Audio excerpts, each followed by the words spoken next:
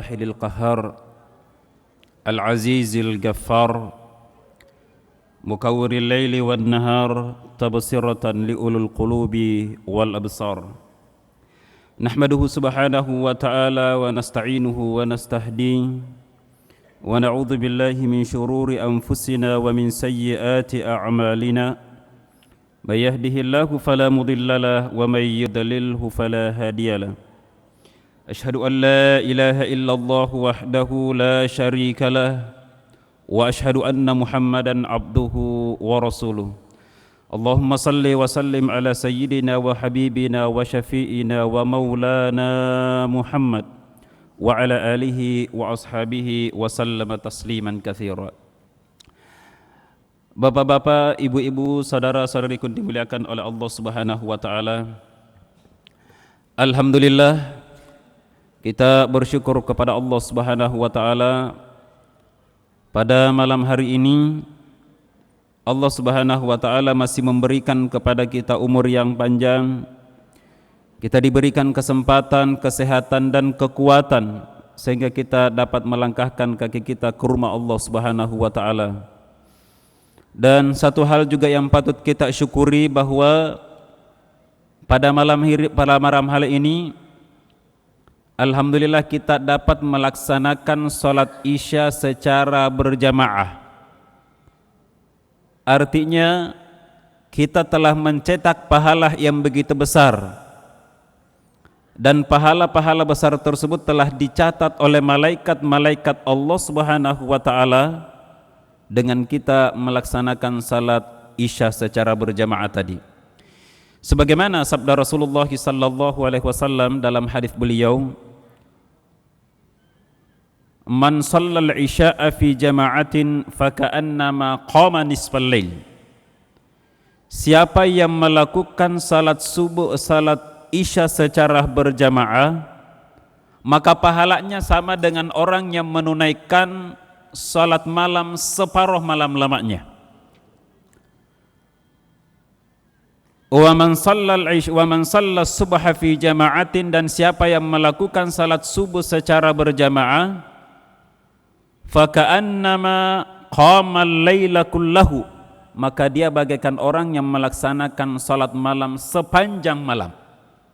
Ini adalah hadis yang akan mengawali pembahasan kita pada malam hari ini terkait dengan keutamaan atau rahasia-rahasia di balik daripada pelaksanaan salat subuh. Bapak Ibu, saudara-saudariku dimuliakan oleh Allah Subhanahu wa taala. Saya mohon maaf, saya dengar bacaan Al-Qur'an yang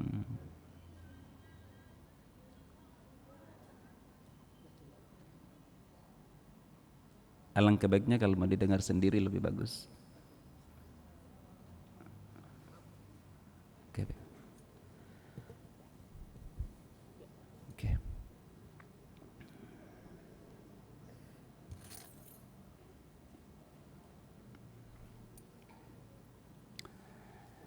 Bapak-bapak, ibu-ibu, saudara-saudariku dimuliakan oleh Allah Subhanahu wa taala. Salat fajar ini memiliki keutamaan yang sangat besar di mata Allah Subhanahu wa taala, kemudian di mata Rasul sallallahu alaihi wasallam. Karena dari sekian banyak ayat dan di sekian banyak hadis yang disebutkan oleh Nabi sallallahu alaihi wasallam, keistimewaan daripada salat ini lebih banyak dibanding daripada salat-salat yang lain.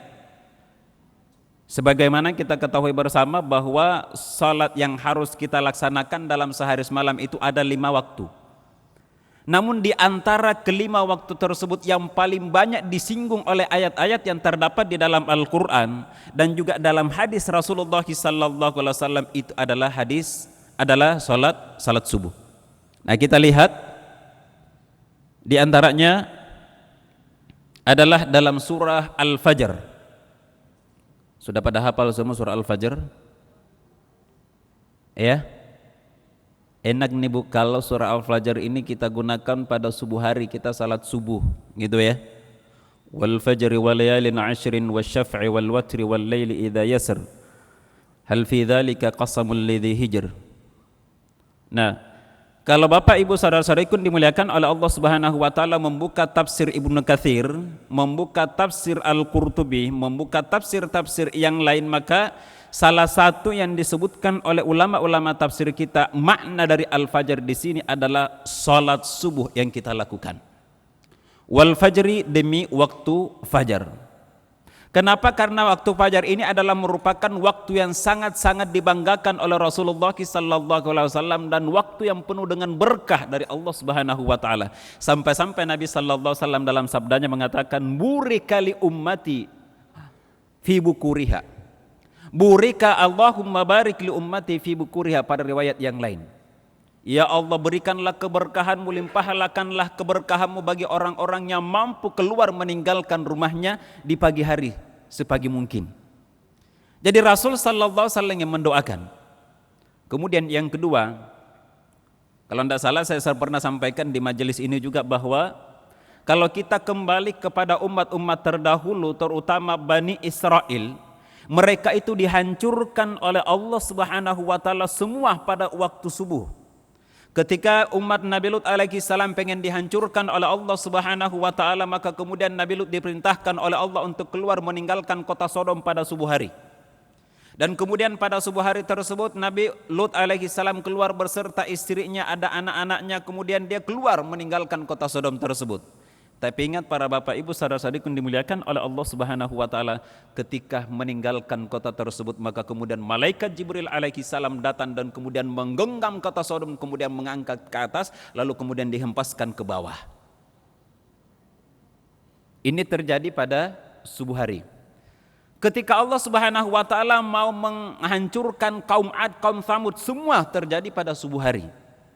Dan yang ketiga, ternyata subuh hari itu adalah waktu kemenangan. Selain daripada mendapatkan keberkahan dari Allah Subhanahu wa taala, ternyata itu juga adalah waktu kemenangan. Sampai-sampai kemudian pemuka orang Yahudi, saya juga sampai hari ini tidak tahu siapa sebenarnya yang pernah mengatakan ini, bahwa salah satu yang paling ditakuti oleh orang Yahudi adalah ketika masjidnya itu sudah penuh dengan jamaah yang memenuhi masjid pada subuh hari.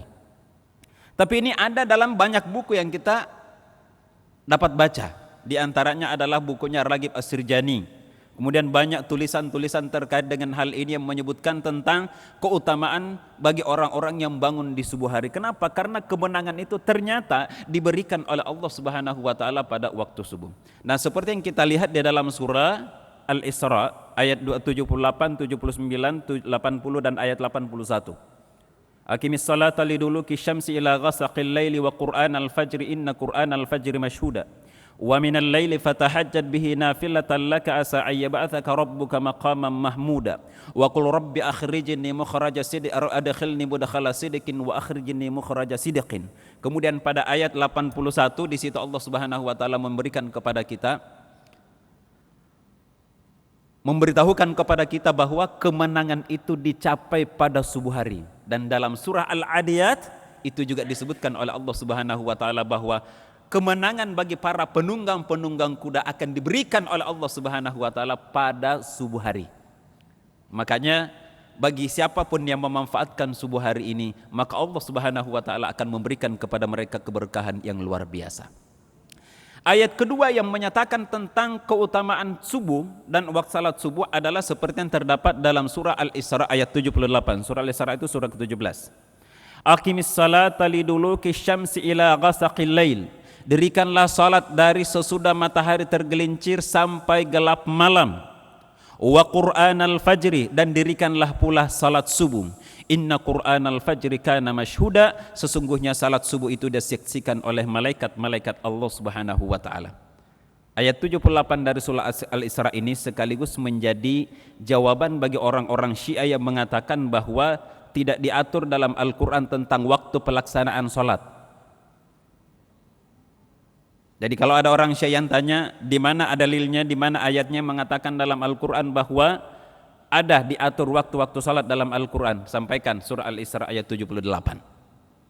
Dan di sini pada ayat 78 dari surah Al-Isra ini Allah Subhanahu wa taala secara khusus menyebutkan bahwa inna Qur'anal fajri kana masyhuda, sesungguhnya salat subuh yang kita lakukan itu masyhudan, disaksikan oleh para malaikat-malaikat Allah Subhanahu wa taala. Dan ini kan dapat kita lihat dalam hadis riwayat Muslim bahwa malaikat ini punya shift. Jadi shift waktu kerja para malaikat Allah Subhanahu wa taala itu ada yang shift malam, ada yang shift siang. Dan kemudian pergantian malaikat ini, pergantian shift ini terjadi pada salat subuh. Kemudian pada riwayat lain disebutkan salat subuh dan salat asar. Nah, maka kemudian ketika malaikat-malaikat Allah Subhanahu wa taala ini sudah menyaksikan, sudah ikut salat subuh bersama seluruh jamaah pada saat itu, yata'aqabun, mereka kemudian kembali kepada Allah Subhanahu wa taala untuk melaporkan segala perihal yang pernah mereka lakukan pada saat mereka mengawasi manusia. Dan kemudian Allah Subhanahu wa taala akan bertanya kepada mereka, kaifa taraktahum, hei malaikat-malaikatku, bagaimana keadaan orang-orang yang kamu tinggalkan itu? Apa kata malaikat-malaikat Allah Subhanahu wa taala? Taraktuhum wa hum yusallun, ya Allah, saya meninggalkan mereka dalam keadaan salat. Bagaimana pada saat kalian mendatangi mereka? Saya mendatangi mereka ketika mereka sedang melaksanakan ibadah salat. Maka pastikan diri kita pada pergantian waktu tersebut, pada pergantian shift malaikat tersebut, kita berada dalam saf-saf para malaikat-malaikat Allah Subhanahu wa taala itu, sehingga Allah pun akan berbangga dengan kita. Kenapa? Karena Allah Subhanahu wa taala sangat bangga kepada hamba-hambanya yang dilaporkan kepada Allah Subhanahu wa taala, di mana disebutkan bahwa malaikat-malaikat tersebut akan menyebutkan, saya meninggalkan mereka dalam keadaan salat dan saya mendatangi mereka dalam keadaan salat. Berbanggalah kita yang mampu menjaga salat subuh kita secara baik. Kira-kira kalau kita dilaporin ke atas kita, ibu, dalam keadaan bahwa orang ini malas adalah orang ini sungguh-sungguh, pilih mana sebenarnya? Bapak, karyawan bapak itu sungguh-sungguh, karyawan bapak itu rajin, karyawan bapak itu selalu nulis, selalu mencatat dan seterusnya, dibanding daripada pada saat kita dilaporkan, Pak, dia mah orangnya malas. Kalau disuruh apa-apa nolak, minta ini, minta itu dan seterusnya, nggak mau dan seterusnya. Kira-kira bapak ibu pilih yang mana? Yang pertama atau yang kedua? Atau pada saat malaikat-malaikat Allah Subhanahu wa taala melapor ke hadapan Allah, lalu kemudian malaikat itu ditanya, mana kira-kira ibu pilih, bahwa aku meninggalkan mereka dalam keadaan sholat, atau malaikat tersebut berkata melapor kepada hadapan Allah Subhanahu wa taala, aku meninggalkan mereka dalam keadaan tertidur. Kalau orang mukmin yang imannya betul-betul teguh, mereka akan menjaga salat subuh itu. Dan itulah yang akan dilaporkan ke hadapan Allah Subhanahu wa taala, taraktuhum yusallun, aku meninggalkan mereka dalam keadaan salat. Nah, Bapak Ibu saudara-saudariku dimuliakan oleh Allah Subhanahu wa taala, inilah dua ayat yang mengabarkan kepada kita tentang keutamaan daripada salat subuh itu sendiri. Bahwa secara khusus Allah Subhanahu wa taala menegaskan dalam Al-Qur'an, menguraikan inna Qur'anal fajri kana masyhuda, bahwa salah satu salat yang disaksikan oleh malaikat-malaikat Allah Subhanahu wa taala, dihadiri oleh malaikat-malaikat Allah Subhanahu wa taala adalah salat subuh. Maka dengan menjaga salat subuh seseorang akan meraih manfaat di dunia dan di akhirat. Apa manfaat dunianya? Yang pertama, bahwa salat yang kita lakukan itu disaksikan oleh para malaikat-malaikat Allah Subhanahu wa taala, dan ini pun disebutkan dalam hadis riwayat Bukhari dan Muslim, bahwa Rasulullah sallallahu alaihi wasallam bersabda sebagaimana diriwayatkan dari Abu Hurairah radhiyallahu anhu, salat berjamaah lebih utama daripada salat berjamaah lebih utama daripada salat salah seorang kamu secara sendirian, berbanding 25 kali lipat. Malaikat penjaga malam dan siang berkumpul pada waktu subuh. Hadis riwayat Bukhari dan Muslim. Bahkan kalau kita melihat lanjutan daripada hadis ini, ibu, bapak yang dimuliakan oleh Allah Subhanahu wa taala, ternyata hadis ini disampaikan oleh Nabi sallallahu alaihi wasallam sebagai ancaman bagi orang-orang yang meninggalkan salat jamaah. Pernah mendengar tentang ancaman Rasul bahwa Rasul akan membakar rumah-rumah yang di dalamnya tidak terdapat orang yang tidak melakukan salat jamaah atau tidak pergi berjamaah? Ayat itu atau hadis ini dijadikan oleh mazhab Hambali, oleh mazhab Hambali yang kemudian mengatakan bahwa salat jamaah bagi laki-laki itu adalah fardhu ain, wajib.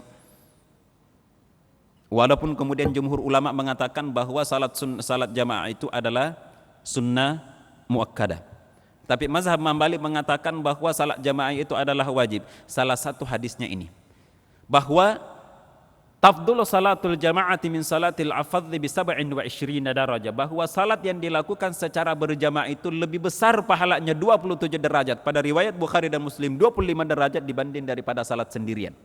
Maka kemudian Rasul sallallahu alaihi wasallam menjelaskan bahwa laqad hamamtu, sungguh saya ingin sekali apabila setelah diiqamat lalu kemudian ada orang lain yang menjadi imam menggantikan saya.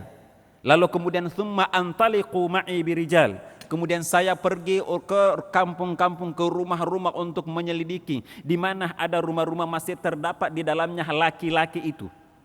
Fa uharriku alaihim buyutahum, dan kalau dalam rumah tersebut terdapat laki-laki yang tidak keluar salat untuk salat jamaah, niscaya aku akan membakar rumah-rumah mereka. Dan ternyata hadis ini disebutkan oleh Nabi sallallahu alaihi wasallam tentang salat subuh. Bahkan Rasul sallallahu alaihi wasallam pengen membakar rumah-rumah yang di dalamnya terdapat laki-laki yang tidak keluar melakukan salat subuh secara berjamaah. Ingat, ini salat subuh di mana Rasul sallallahu alaihi wasallam mengingatkan kepada kita. Apalagi kalau salat-salat yang lain. Salat yang paling berat yang dilakukan oleh kaum muslimin adalah salat subuh.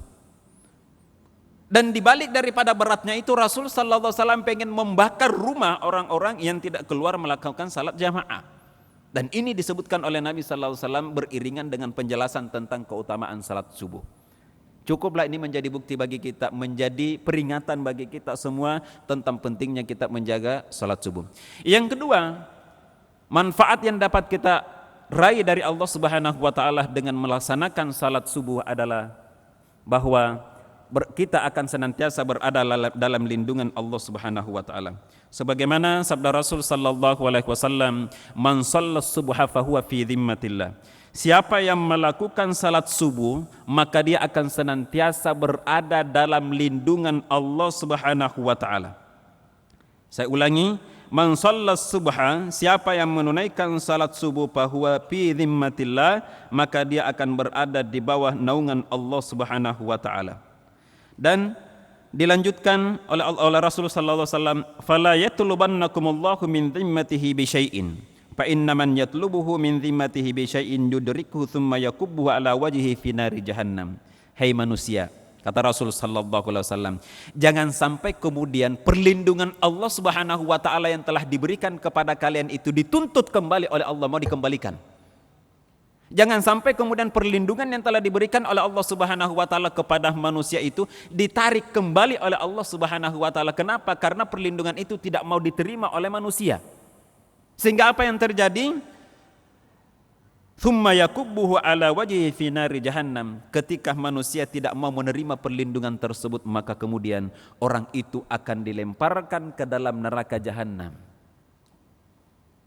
Ini tentang kedahsyatan salat subuh. Bahwa orang yang senantiasa menjaga salat subuhnya akan mendapatkan perlindungan dari Allah Subhanahu wa taala sepanjang hari. Sepanjang hari. Dari berbagai macam perlindungan, dan ini dapat kita baca dalam berbagai penjelasan-penjelasan ulama kita terdahulu. Misalnya terlindungi dari kejahatan, terlindungi dari keburukan, terlindungi dari mara bahaya, terlindungi dari bala dan seterusnya. Itu diberikan oleh Allah Subhanahu wa taala bagi orang-orang yang menjaga salat subuhnya secara baik. Yang kedua, kemudian yang ketiga, kata Rasul sallallahu alaihi wasallam bahwa salat subuh itu lebih baik daripada dunia beserta isinya. Raka'atul fajr khairum minad dunya wa ma fiha, hadis riwayat Muslim. Hadis ini sebenarnya menjelaskan tentang keutamaan salat sunnah qabliyah subuh. Ya, salat sunnah qabliyah subuh yang 2 rakaat itu. Kenapa? Karena di antara salat-salat yang diajarkan oleh Rasul sallallahu alaihi wasallam qabliyah dan ba'diyah ada 12 rakaat. Dan kata Nabi sallallahu alaihi wasallam, man hafadha alaihinna, siapa yang menjaga ke-12 rakaat dari salat sunnah qabliyah dan ba'diyah tersebut, banallahu lahu baitan fil jannah, maka Allah, pada wa fi riwayatin qasran, maka Allah akan membangunkan buat orang tersebut rumah di dalam surga. Pada riwayat lain, Allah akan bangunkan baginya istana di dalam surga. Ini investasi terbesar. Ini adalah investasi terbesar.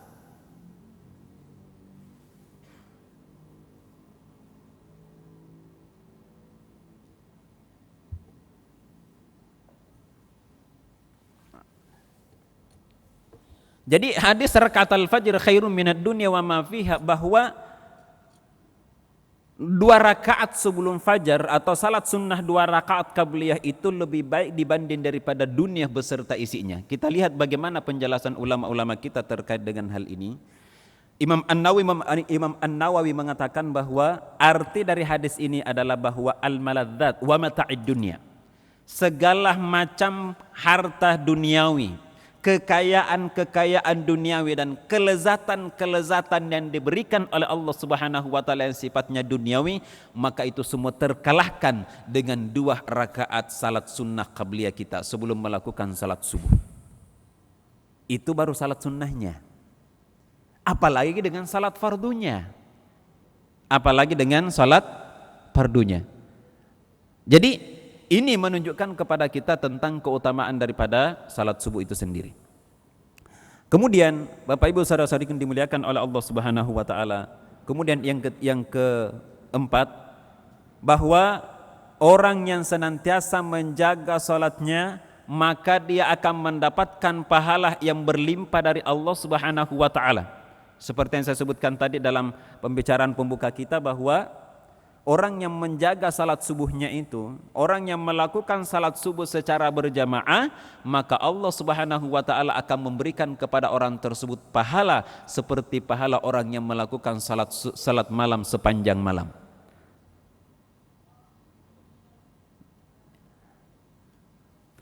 Ibu, Bapak, semalam ada yang salat separuh malam enggak? Siapa yang salat tahajud 2 jam? Ada yang salat tahajud semalam 1 jam? Ada? Ada yang salat tahajud 1,5 jam? Coba Bapak Ibu yang dimuliakan oleh Allah Subhanahu wa taala buat rekor dalam hidup ini. Rekor ibadah. Bagaimana kita membuat rekor dalam ibadah kita? Salah satu yang dapat kita lakukan adalah rekor salat tahajud itu. Biasanya kalau di depan orang jamaah umrah pada saat manasik ini saya selalu sampaikan bahwa buatlah rekor ibadah dalam hidup kita. Artinya bahwa kita harus membuat sesuatu yang luar biasa dalam hidup ini, pada saat kita mendekatkan diri kepada Allah Subhanahu wa taala melalui ibadah-ibadah yang kita lakukan. Sebagai contoh, kalau Nabi Sallallahu Alaihi Wasallam itu bangun untuk salat tahajud pada pertengahan malam, dan kemudian Nabi Sallallahu Alaihi Wasallam membaca salat tahajudnya surah Al-Baqarah, surah Al-Imran dan surah An-Nisa, berapa juz itu Bu? Kira-kira bisa diikuti nggak seperti itu? Sebenarnya bisa kalau kita mau, tapi coba aja, ini salah satu amalan yang dapat kita lakukan untuk membuat rekor ibadah kita di hadapan Allah Subhanahu wa taala, dan itu yang akan membuat kita menjadi orang yang insya Allah akan semakin yakin dengan datangnya pertolongan Allah Subhanahu wa taala. Orang yang pergi umrah sekarang kalau mau pergi umrah biasanya berapa juta Pak Ibu? 21 juta, 24 juta, 35 juta dan seterusnya. Ketika seseorang hanya ke sana berangkat umrah tanpa membuat rekor baru dalam hidupnya, itu mah umrah biasa. Tapi ketika seseorang itu melaksanakan umrah, lalu kemudian dia bertekad di dalam hatinya bahwa dari hari pertama sampai hari terakhir saya tidak boleh ketinggalan salat subuh, insya Allah itu bisa menjadi rekor baru dalam hidupnya. Dan kemudian dia tambahi lagi, bahwa setiap salat subuh saya akan membaca 10 juz setelah salat subuh. Sehingga dalam 3 hari insya Allah di Masjid Nabawi dia khatam, kemudian sampai di Masjidil Haram di Makkah Al-Mukarramah dia khatam. 2 kali khatam baru pulang kampung. Rekor baru dalam hidup. Kan jarang-jarang tuh Allah kasih harta yang banyak lalu kemudian kita bisa pergi umrah gitu kan Bu ya. Itu pun kita bisa lakukan, dan kemudian kita melakukan kebaikan-kebaikan terbaik di hadapan Allah Subhanahu wa taala, dan hanya kita yang tahu. Sehingga pada saat terjadi sesuatu, ada sesuatu yang dapat kita jadikan sebagai modal untuk meminta pertolongan di hadapan Allah Subhanahu wa taala. Lihatlah ketika ada 3 orang dari Bani Israel yang terkurung dalam sebuah gua. Dan kemudian pada saat mereka berada di dalam gua itu, mereka tertimpa oleh batu dan kemudian mereka tidak akan keluar dari gua tersebut sampai kemudian batu ini bergeser. Maka kemudian satu persatu maju mengadukan amal baiknya di hadapan Allah Subhanahu wa taala. Ya Allah, dulu saya punya seorang sepupu yang sangat-sangat cantik, kemudian dia datang karena dia terkena kemiskinan dan kemudian dia pengen minta bantuan kepada saya, dan kemudian pada saat ingin memberikan bantuan saya tidak mau kecuali jika dia melayani saya. Ya Allah, tetapi pada saat dia ingin melayani saya melakukan zina, maka kemudian dia tiba-tiba berkata ittaqillah, bertakwalah kepada Allah, takut sama Allah. Maka kemudian saya pun meninggalkan perempuan itu dan saya mengikhlaskan seluruh bantuan saya kepada dia. Ya Allah, jika engkau menganggap ini adalah sebuah kebaikan yang ikhlas untukmu, ya Allah, geserlah batu ini.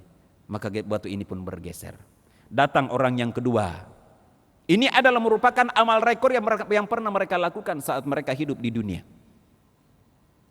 Yang kedua maju ke hadapan Allah Subhanahu wa taala, ya Allah, dahulu saya punya orang tua.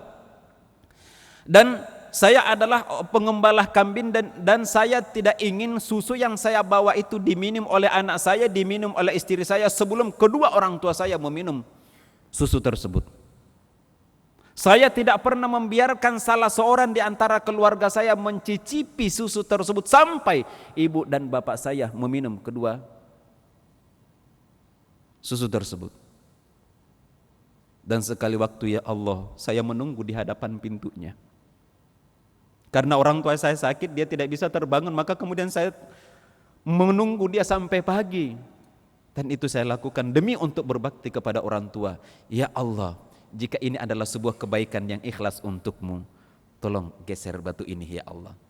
Orang ketiga juga ngomong begitu hadapan Allah Subhanahu wa taala. Maka ini adalah kunci pertolongan untuk mendapatkan kunci pertolongan itu dari Allah Subhanahu wa taala.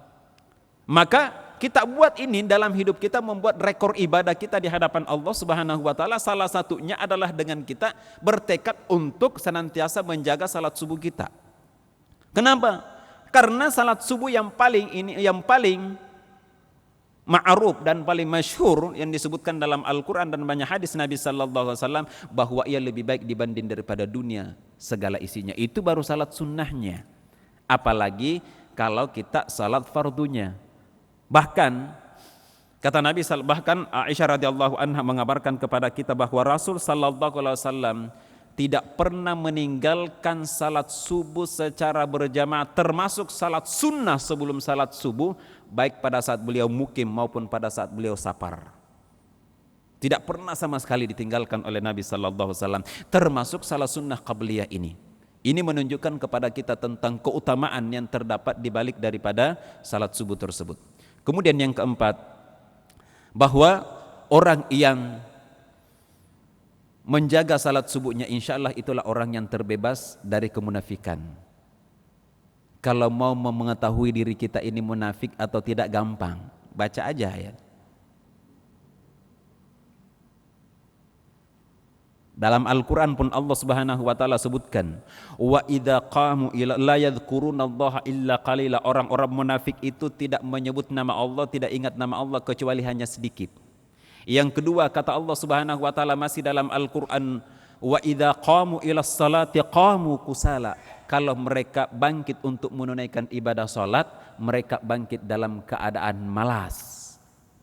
Dan kemudian dijelaskan lebih jauh oleh Rasul sallallahu alaihi wasallam, inna athqalas salati 'alal munafiqina salatul fajri wal isya.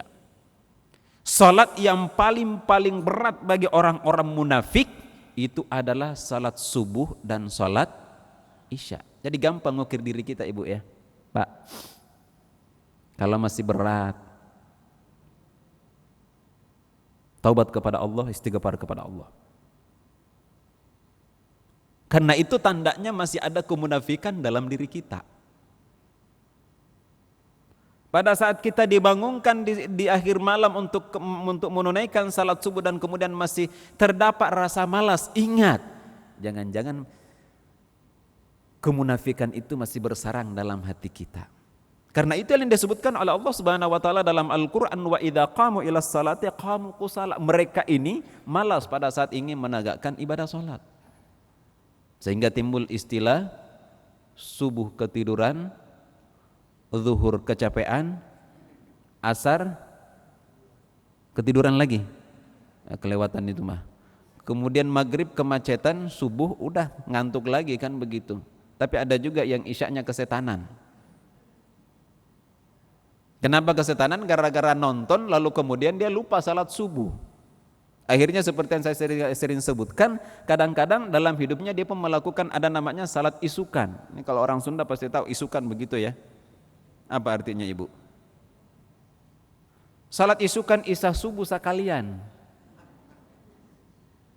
Isaknya dijamak sama subuhnya. Ini masih mending. Kenapa? Karena dia melakukan salat isya sama salat subuh pada waktu subuh. Tapi ada juga orang yang lebih plus lagi, isukan plus. Plusnya apa? Sekalian sama duha.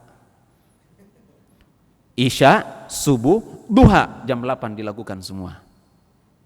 Nah, ini orang kesetanan yang seperti ini. Nanti kita akan lihat bagaimana hadis dari Nabi sallallahu alaihi wasallam bahwa orang yang demikian itu betul-betul ada orang kesetanan. Nah, ini untuk mengukur diri kita. Jadi nggak usah ngomel pada saat ada orang yang mengatakan kita ini adalah orang munafik. Ada orang yang ngatain kita munafik loh. Nggak usah ngomel. Kenapa? Karena kita yang paling tahu diri kita, apakah kita ini termasuk orang yang munafik atau tidak. Ini kembali kepada salat yang kita lakukan tadi. Kalau masih ada rasa malas, artinya masih ada kemunafikan. Kalau salat subuh dan salat isya masih berat untuk kita lakukan, bisa jadi mungkin masih ada kemunafikan dalam diri kita. Nah, kemudian berikutnya, bahwa ternyata salat subuh itu adalah salah satu kunci sukses hidup. Badan kita menjadi giat, kemudian hati kita menjadi riang. Sebagaimana disebutkan oleh Nabi sallallahu alaihi wasallam dan dalam hadis beliau, ini hadis dari Abu Hurairah, ini sangat dahsyat sekali. Bahkan Rasul sallallahu alaihi wasallam pernah mengabarkan kepada kita bahwa setan itu pernah berkata jujur kepada Rasul sallallahu alaihi wasallam dan juga kepada Abu Hurairah. Jadi tidak selalu setan itu dusta, juga mereka juga pernah jujur. Dan salah satu kejujurannya ketika setan itu berkata bahwa siapa yang membaca ayat kursi sebelum dia tidur, maka dia tidak akan mampu digoda oleh setan. Dia tidak akan ditiduri oleh setan. Ingat kata Nabi sallallahu alaihi wasallam bahwa apabila seseorang itu tertidur, maka setan-setan tersebut akan datang dan kemudian membuat ikatan di kepalanya sebanyak 3 ikatan. Dan kemudian setiap ikatan maka setan tersebut akan menyanyi di kepala orang. Apa nyanyiannya? Lailuka tawilun farqud, lailuka tawilun farqud, lailuka tawilun farqud. Udah tidur lagi aja, masih panjang. Udah bobok lagi aja, masih jauh subuh. Ngapain sih repot-repot bangun, udah masih panjang kok malamnya. Udah tidur aja dulu. Lailuka tawilun farqud, lailuka tawilun farqud. Itu kata setan. Tapi kata Nabi sallallahu alaihi wasallam, ketika seseorang itu bangun, fa idza staiqadha wa dzakarallaha takhallat anhu. Ketika seseorang itu terbangun dari tempat tidurnya lalu kemudian dia berzikir kepada Allah Subhanahu wa taala, takhallat anhu, maka satu ikatan terbuka.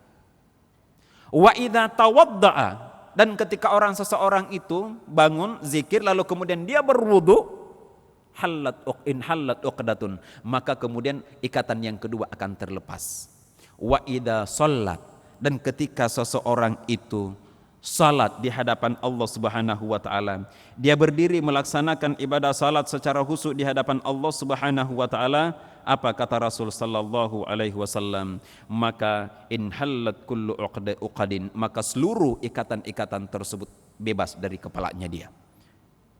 Sehingga apa kata Nabi sallallahu alaihi wasallam? Orang yang demikian itu, orang yang bangun di akhir malam untuk melaksanakan salat subuh, dia berzikir kepada Allah, kemudian dia berwudu, kemudian dia salat, lalu kemudian seluruh ikatan-ikatan tersebut telah bebas dari dirinya, inhalat aqaduhu kulluha fa asbaha nasyitan, maka orang itu akan memasuki waktu pagi dalam keadaan nasyid, fresh, giat. Apalagi bahasa lainnya, nasyid itu orang yang senantiasa bergerak, tidak malas. Thayyiban nafsi, kemudian yang kedua dengan jiwa yang baik. Insya Allah nggak uring-uringan. Kenapa? Karena dia mengawali harinya dengan sesuatu yang baik. Dia bangun pada waktu di mana Allah Subhanahu wa taala menurunkan keberkahan bagi manusia. Dia termasuk orang-orang yang didoakan oleh Rasulullah sallallahu alaihi wasallam untuk diberikan keberkahan oleh Allah. Sehingga asbaha thayyiban nafsi, dia memasuki waktu pagi dengan jiwa yang baik, dengan jiwa yang tenang, dengan jiwa yang riang. Nasyitan, dan tubuhnya pun fresh, giat dan tidak malas untuk melakukan pekerjaan pada hari tersebut. Wa illa, tapi kalau orang tersebut masih ikatannya masih ada, kenapa? Karena terlambat bangun. Bahkan kadang-kadang dia juga tidak sholat. Kenapa? Karena katanya waktunya sudah lewat. Akhirnya apa? Kata Rasul sallallahu alaihi wasallam, asbaha khabithan nafsi, dia akan memasuki waktu paginya dengan uring-uringan. Ada yang sering merasa begini, Bu? Pak, kayaknya kalau masuk waktu pagi itu nggak ada yang enak. Mau nyari sarapan aja malas, kan begitu ya. Mau kerja apa-apaan semua serba malas. Padahal semuanya harus ada tuntutan untuk menyelesaikan pekerjaan hari itu. Tapi semuanya serba malas untuk kita laksanakan. Kenapa? Oh, bisa jadi karena memang salat subuh kita yang telat. Kita tidak termasuk dalam keberkahan-keberkahan yang didoakan oleh Nabi sallallahu alaihi wasallam kepada kita. Tapi coba usahakan. Pada saat sebelum azan subuh kan kadang-kadang kita mendengarkan tarhim, kan begitu ya. Ada pembacaan Asmaul Husna, lalu kemudian kita terbangun dari tempat tidur kita, lalu kemudian kita wudu, lalu kemudian kita salat. Kalau masih ada waktu untuk melakukan salat tahajud atau witir, kita melakukan salat witir sebelum masuk waktu subuh. Lakukan itu. Asbaha nasyitan nafsi tayyiban nasyitan. Insyaallah kita akan memasuki waktu pagi kita dengan fresh. Kita akan memasuki waktu kita dengan penuh optimisme yang sangat tinggi. Kenapa? Kita termasuk orang-orang yang mendapatkan doa dari Nabi sallallahu alaihi wasallam supaya Allah berikan keberkahan dalam hari itu. Maka bapak-bapak, ibu-ibu, saudara-saudariku dimuliakan oleh Allah Subhanahu wa taala. Alhamdulillah sekarang ini beberapa kantor itu menerapkan yang boleh duduk atau yang menjaga di front office atau yang paling di depan yang jaga di front office itu, atau untuk yang menjadi satpam sekaligus untuk menyambut orang-orang dan seterusnya, itu orang-orang sekarang itu dipilih dengan cara ditanya, kamu tadi salat subuh secara berjamaah enggak? Oh iya Pak. Tapi kok kelihatan uring-uringan? Bohong ya? Iya Pak, salat subuh tapi telat, 6:30 baru salat subuh. Jangan belakang. Ditanya lagi yang satu, kamu tadi salat tahajud enggak? Oh iya Pak, alhamdulillah saya masih bisa melaksanakan salat witir 3 rakaat. Salat subuh? Alhamdulillah Pak, salat subuh. Oke, kamu silakan jaga di front office. Kenapa? Karena ketika kita memandang kepada orang-orang yang demikian itu nasyitan, kita akan melihat dia fresh menyambut orang-orang yang datang kepada dia. Bayangkan dengan orang yang malas. Pada saat kita datang ke sebuah kantor misalnya, lalu kemudian kita ketemu dengan orang yang mohon maaf, ngelihat mukanya aja kagak enak. Kenapa? Malas-malasan ditanya, Bapak ada nggak Mbak? Nggak tahu deh. Mas, Bapak ini ada nggak? Masuk aja sana sendiri. Kenapa? Karena memang pikirannya pada saat itu, jiwanya pada saat itu entah berterbangan kemana. Ternyata setelah diselidiki salat subuhnya jam 7. Atau bisa jadi memang dia tidak salat subuh. Kemudian yang berikutnya, bahwa pahala salat malam itu sepanjang malam seperti yang saya sudah sebutkan. Kemudian yang ketujuh, ini yang penting, meraih cahaya sempurna pada hari kiamat kelak.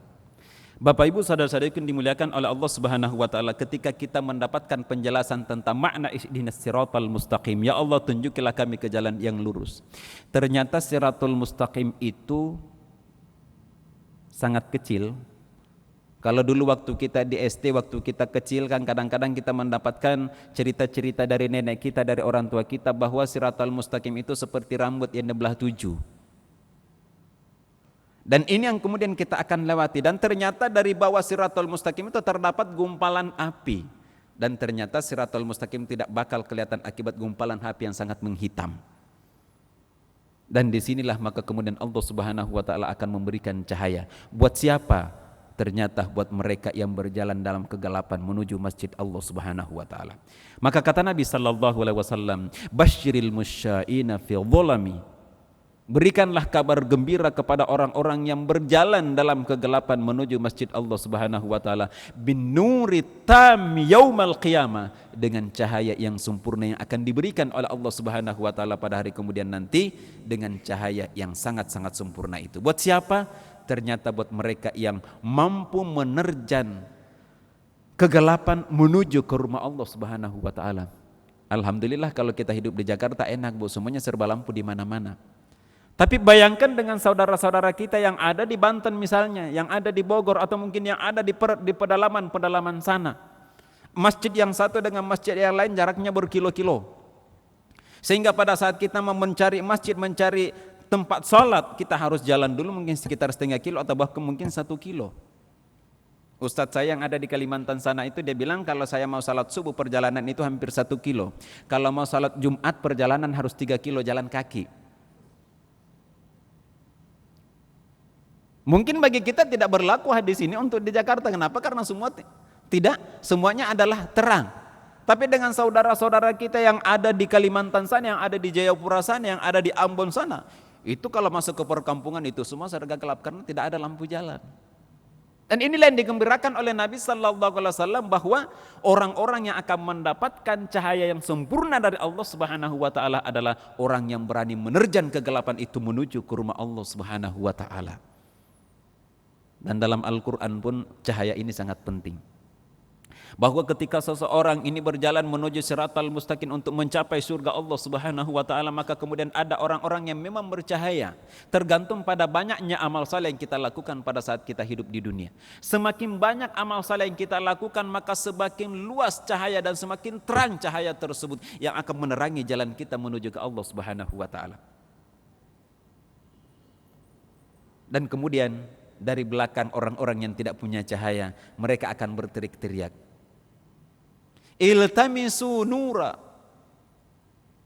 unzuruna naqtabis min nurikum. Hei kalian yang berada di depan yang punya cahaya, tungguin dong, kami ada di belakang nih enggak punya cahaya, kami enggak bisa melihat yang ada di belakang. Qila rji'u wara'akum, maka kemudian dikatakan oleh malaikat-malaikat Allah Subhanahu wa Ta'ala, hei kalian orang-orang munafik, balik lagi ke belakang sana, cari cahaya di belakang sana, enggak usah ngikutin orang-orang mukmin itu. Itu adalah cahaya mereka sendiri. Qila rji'u wara'akum faltamisu nura, kembali lagi ke sana, cari lagi cahaya. Silakan, ini dibuka dalam surah Al-Hadid. Disinilah pentingnya cahaya untuk kita temukan dari Allah Subhanahu wa Ta'ala, dan salah satu upaya yang dapat kita lakukan untuk meraih cahaya tersebut adalah dengan kita mampu menjaga salat subuh kita di rumah Allah Subhanahu wa Ta'ala. Kemudian yang ke-8, bahwa orang yang menjaga salat subuhnya sebagaimana diriwayatkan dari Imarah bin Ruwaibah, Rasulullah SAW bersabda, lan yalijan nara man sallal subha, tidak akan masuk surga, tidak akan masuk neraka orang yang salat sebelum matahari terbit. Tidak akan masuk neraka orang yang salat sebelum matahari terbit dan sebelum matahari terbenam. Maksudnya di sini adalah orang yang menjaga salat subuh dan salat asar. Ini adalah jaminan dari Nabi sallallahu alaihi wasallam, hampir mirip dengan yang ke-9, di mana Rasul sallallahu alaihi wasallam bersabda, man shallal bardaini dakhalal jannah. Siapa yang menjaga salat pada 2 waktu yang dingin, maka akan masuk ke dalam surga.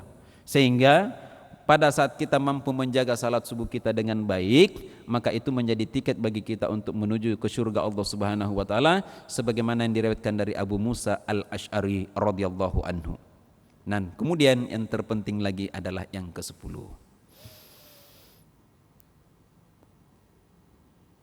Masih sering membaca surah Yasin kan? Ya. Allah Subhanahu wa taala berfirman dalam surah Yasin, salamun qaulan mir rabbir rahim. Ayat keberapa? Ya. 58. Salamun qaulan mir rabbir rahim. Ini adalah merupakan ucapan selamat yang akan diucapkan oleh Allah Subhanahu wa taala bagi orang-orang yang sudah memasuki surga Allah Subhanahu wa taala. Salamun qaulan mir rabbir rahim. Selamat buat kalian yang memasuki surga Allah Subhanahu wa taala. Tapi ingat, untuk mencapai surga Allah Subhanahu wa taala perlu amal soleh. Untuk mencapai surga Allah Subhanahu wa taala, kita harus termasuk orang-orang yang menjaga salat subuh itu dengan baik. Untuk mencapai surga Allah Subhanahu wa taala, kita tidak boleh berantem dengan tetangga kita, kita harus menjaga hak-hak mereka. Untuk mencapai surga Allah Subhanahu wa taala, kita harus mampu menjaga lisan kita dan kemaluan kita. Itulah baru kemudian Allah Subhanahu wa taala mengatakan salamun qaulan mir rabbir rahim, selamat buat kalian. Dan ucapan selamat ini bukan dari manusia, bukan dari tetangga-tetangga kita, bukan dari malaikat-malaikat Allah Subhanahu wa taala, tapi Allah jelaskan qaulan mir rabbir rahim. Ucapan selamat tersebut akan diterima oleh orang-orang yang memasuki surga Allah Subhanahu wa taala, itu diungkapkan oleh Allah Subhanahu wa taala. Maka pada saat itulah ketika orang-orang mukmin itu telah memasuki surga Allah Subhanahu wa taala, maka Allah pun akan menampakkan wajahnya. Tapi ingat, tidak semua orang mampu melihat Allah Subhanahu wa taala oyanan dengan mata kepala mereka. Ini nikmat terbesar yang paling dinantikan oleh orang-orang yang beriman. Kenapa? Karena kita akan dipertemukan dengan Allah Subhanahu wa taala yang telah memberikan kepada kita kehidupan, yang telah memberikan kepada kita rezeki, yang telah memberikan kepada kita kesembuhan, yang telah memberikan kepada kita solusi, yang memberikan kepada kita keluarga sakinah, mawaddah, warahmah, yang telah memberikan kepada kita anak-anak. Kita akan dipertemukan dengan Tuhan yang maha segala-galanya itu. Dan kita akan diberikan kenikmatan yang lebih baik daripada segala-galanya itu dengan kita berhadapan langsung dengan Allah Subhanahu wa taala. Tapi kata Nabi Sallallahu Alaihi Wasallam, itu tidak semua. Dan ini banyak buku yang ditulis tentang ini. Kenapa? Karena kadang-kadang ada dosa yang pernah kita lakukan dan dosa ini menjadi penutup mata kita sehingga tidak mampu melihat Allah secara langsung.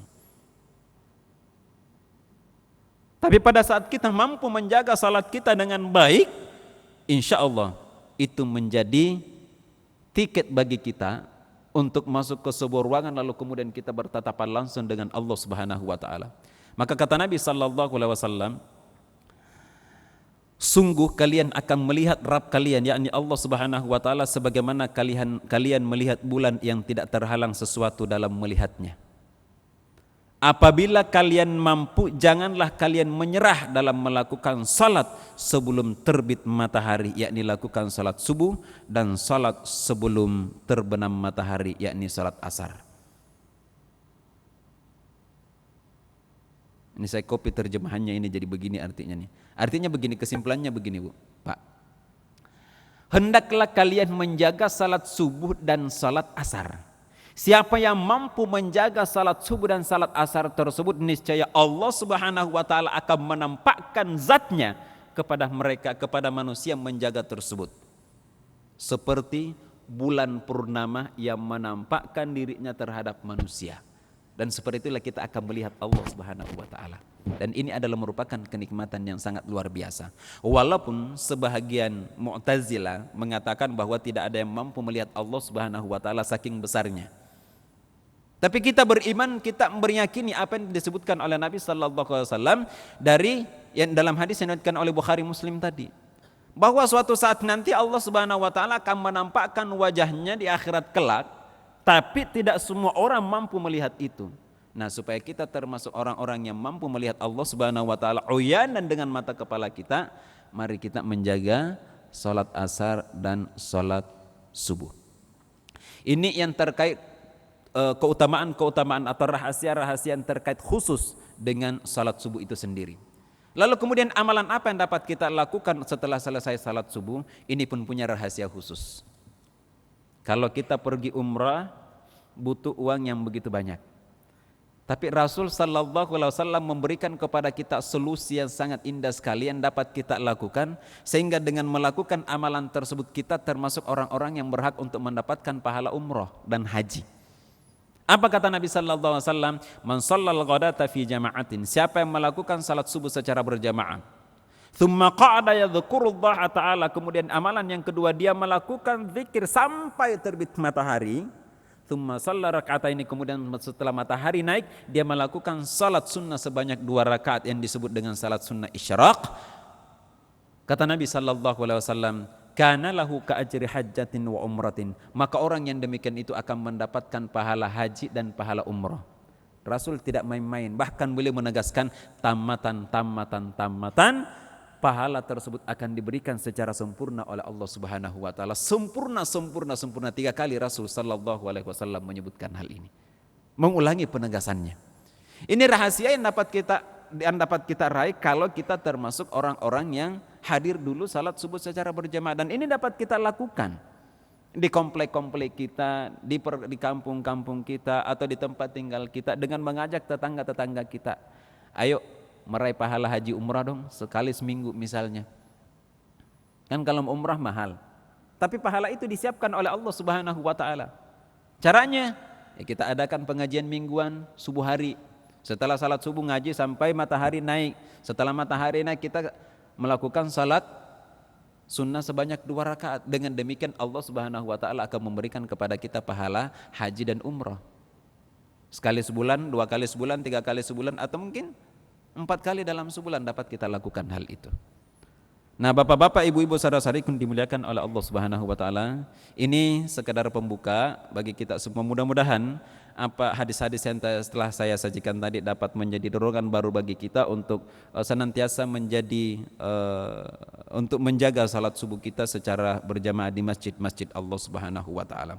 Karena ini adalah merupakan salah satu ibadah yang sangat luar biasa. Saya teringat dengan cerita yang pernah disampaikan oleh Pak Hotman. Ada yang kenal? Bapak yatim Indonesia, ada namanya Hotman Zainal Arifin. Beliau pernah bercerita tentang seorang pengusaha besar. Datang ke Semarang. Pengusaha besar ini adalah pengusaha yang sangat soleh dan sangat sukses dalam hidupnya.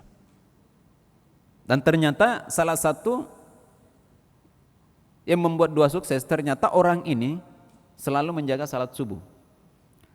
Maka kemudian sebutlah namanya Pak Rajiman, dia datang ke Solo dan kemudian setelah melakukan salat lail atau salat tahajud, maka kemudian dia pengen melihat bagaimana sih keadaan kota Semarang itu pada akhir malam. Maka pada saat itu ketika dia bangun, dia menginap di salah satu hotel dekat Simpang 5 ya, kota Semarang. Maka dia ingin melihat, maka kemudian tidak jauh dari hotel tersebut dia datanglah seorang pebecak yang kemudian membawa dia untuk keliling. Ternyata setelah beberapa putaran menelusuri beberapa jalan, maka kemudian tiba-tiba terdengar suara tarhim. Tarhim itu adalah suara Asmaul Husna menjelang subuh. Bapak Ibu saudara-saudariku dimuliakan oleh Allah Subhanahu wa taala. Maka kemudian pada saat terdengar suara tarhim tersebut, tiba-tiba kemudian Pak Ibnu yang kebetulan pada saat itu menjadi tukang becak yang mengangkut Pak Rajiman ini kemudian mengatakan, mohon maaf Pak, boleh enggak kalau saya pindahkan ke becak teman saya? Emang kenapa Pak?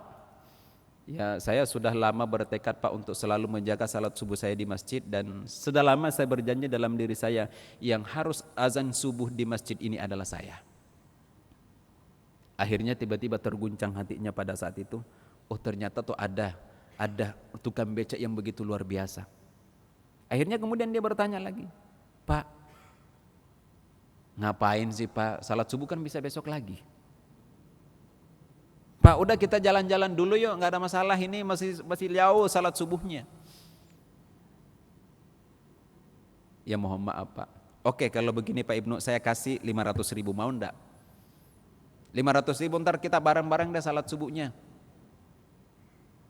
Tapi apa kata Pak Ibnu pada saat itu? Mohon maaf Pak, saya tidak bisa. Silakan Bapak pindah ke becak lain kalau memang masih mau keliling-keliling di kota Semarang ini, dan saya akan berangkat ke masjid. Akhirnya Pak Rajiman pada saat itu mengatakan, apa sih Pak yang mendorong Bapak itu selalu menjadi orang yang pertama di masjid Allah Subhanahu wa taala? Maka kemudian dia teringat dengan hadis Aisyah radhiyallahu anha. Pak, dulu walaupun begini-begini, walaupun saya tukang beca, ya saya juga sering belajar Pak. Dan salah satu pelajaran yang masih saya ingat sampai hari ini dari guru saya adalah bahwa rakaatul fajr khairum minad dunya fiha, bahwa salat fajar itu, salat sunnah fajar qabliyah itu lebih baik dibanding daripada dunia seluruh isinya. Pak, kalau saya tukang becak bisa apa? Bisa beli apa Pak? Tapi insya Allah dengan menjaga salat subuh saya, terutama menjaga salat sunnah sebelum saya salat subuh, insya Allah saya pun dapat memiliki segala-galanya yang ada di dunia ini. Jawab Ibnu pada saat itu dengan mata yang berseri-seri mengingat pahala yang begitu besar dari Allah Subhanahu wa taala. Akhirnya para Rajiman semakin kagum. Hebat juga nih prinsipnya tukang becak. Diuji lagi kedua kalinya. Pak, oke deh kalau begitu saya naikin tawaran saya 1 juta deh Pak, keliling dan gak usah jauh, ntar kita salat bareng dah. Mohon maaf Pak, gak bisa. Akhirnya apa yang terjadi? Maka kemudian pada saat itu para Rajiman, oke kalau begitu kita ke masjid bareng-bareng. Dia mengalah. Setelah sampai di masjid, maka kemudian ternyata masjid itu masih gelap gulita, dan kemudian kedua orang inilah yang pertama-tama menyalakan lampu-lampu di dalam masjid. Ini cerita beneran. Akhirnya apa yang terjadi para bapak ibu saudara-saudariku dimuliakan oleh Allah Subhanahu wa taala, setelah masuk waktu subuh, maka majulah Pak Ibnu untuk mengumandangkan azan subuh pada saat itu. Allahu Akbar, Allahu Akbar, dan seterusnya. Setelah azan, Pak Ibnu melakukan salat sunnah 2 rakaat. Ketika imam rawatib datang, maka kemudian dilakukanlah salat subuh secara berjamaah. Dan kemudian pada saat itu Pak Rajiman terus berdoa kepada Allah Subhanahu wa taala. Setelah melaksanakan salat subuh secara berjamaah, salat fardu, salat sunnah selesai, salat fardu selesai, doa terus dia ucapkan di hadapan Allah Subhanahu wa taala. Tiba-tiba terbetik dalam hatinya, ya Allah, sungguh besar prinsip Pak Ibnu tadi. Dan saya pengen membalasnya, tolong tunjukkan kepada saya ya Allah apa yang saya bisa lakukan kepada Ibnu yang telah mengajarkan kepada saya pelajaran yang begitu luar biasa. Akhirnya tiba-tiba terbetik dalam hatinya sesuatu hadiah akan diberikan oleh Pak Rajiman ini kepada tukang becak tersebut. Dan setiap kali dia berdoa kepada Allah Subhanahu wa taala, sosok Pak Ibnu yang tukang becak itu selalu tampak di hadapannya, selalu hadir dalam doanya. Itu yang membuat pada saat itu para Rajiman semakin kagum terhadap tukang becak ini. Maka ketika para Rajiman sedang masih asik berdoa kepada Allah Subhanahu wa taala, tiba-tiba datang dari belakang Pak Ibnu. Pak, salat subuhnya sudah selesai Pak, kita lanjut lagi yuk jalan-jalan di kota Semarang. Boleh Pak, mau kemana aja saya bisa antar hari ini Pak. Tanpa berkata apa-apa, para Rajiman kemudian bangkit dari tempat duduknya dan kemudian memeluk Pak Ibnu. Diambil tangannya dan kemudian dipeluk. Pada saat itu Pak Ibnu heran, ini ada orang yang tiba-tiba memeluk saya juga gak kenal dia mungkin gak kenal dengan saya. Ini ada apa? Akhirnya pada saat itu Pak Rajiman kemudian mengambil meraih tangannya dan kemudian menjabat tangannya dengan erat, lalu kemudian membisikkan sesuatu. Pak, terima kasih banyak Pak Ibnu. Tadi pada perjalanan menuju masjid ini Bapak telah mengajarkan kepada saya pelajaran yang begitu besar dalam hidup ini. Dan saya pengen berterima kasih kepada Bapak. Pak, kalau tadi Bapak menolak 500.000, menolak 1 juta, sekarang jangan ditolak Pak ya, kata para Rajiman. Emang apa Pak? Tapi Bapak dulu janji, jangan ditolak. Emang ada apa Pak? Tadi pada saat saya berdoa kepada Allah Subhanahu wa taala, wajah kamu itu selalu terbayang-bayang dalam doa saya. Dan saya sudah bernazar, saya sudah berjanji ke hadapan Allah Subhanahu wa taala, tahun depan Pak Ibnu kita berangkat haji bareng ya. Pak Ibnu, tolong terima hadiah ini dari saya. Saya telah berjanji kepada Allah, saya, istri saya dan Pak Ibnu tahun depan kita berangkat haji bareng-bareng. Bayangkan Bapak Ibu saudara-saudari yang dimuliakan oleh Allah Subhanahu wa taala, seorang tukang becak yang tidak pernah membayangkan akan bisa berangkat haji, yang tidak pernah membayangkan akan bisa berangkat umrah beserta keluarganya, tiba-tiba pada subuh hari itu dia mendapatkan hadiah yang begitu besar dari Allah Subhanahu wa taala. Hadiahnya apa? Haji gratis. Umrah gratis. Itulah pahala yang diberikan oleh Allah Subhanahu wa taala bagi orang-orang yang mampu menjaga salat subuhnya dengan baik. Maka selalu saya bilang begini, bagaimana mungkin seorang orang jomblo bisa membangun rumah tangganya kalau bangun subuhnya juga nggak beres. Jadi benerin dulu salat subuhnya begitu ya.